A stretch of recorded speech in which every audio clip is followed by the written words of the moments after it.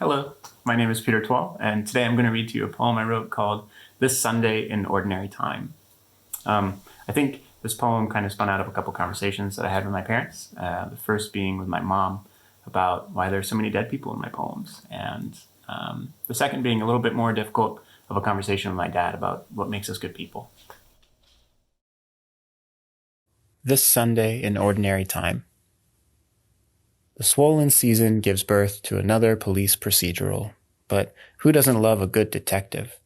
A deadfall. A heater, angry to be awoken, burps up the summer's burnt dust in my face.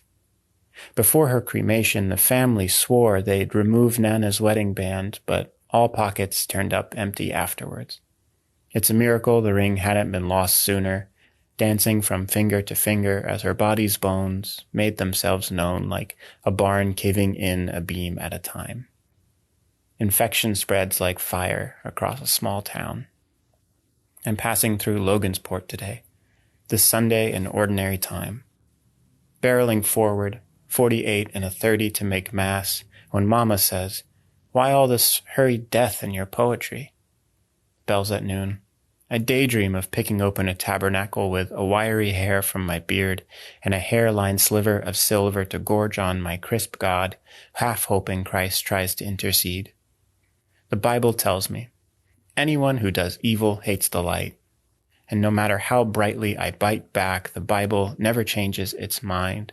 Lord, help me to discern the difference between persistence and insistence, indulgence and rigor in every laugh, and the two chords my clavicles ring when plucked. Help me grin through their high-pitched twangs, the way a good father listens to his child learn to play the violin. I'm still learning to pick up my feet when I walk, stumbling less through the names of famous philosophers at smart parties, and it's spring before anyone's ready, and I'm wondering how to build a case against the bees plotting to ball their queen to death without becoming a fanatic of my own. A death at the legs of so many lovers seems a difficult death to explain to children. And this, if a button breaks your fall, it doesn't make it luckier than other buttons. Listen. Squint, and it sings of simple addition, a kernel cooked in its own slick. And you, dear, dear, forgive me when I take you for steak and say nothing after a second Sazerac, after you unwittingly spread horseradish on your bread instead of butter.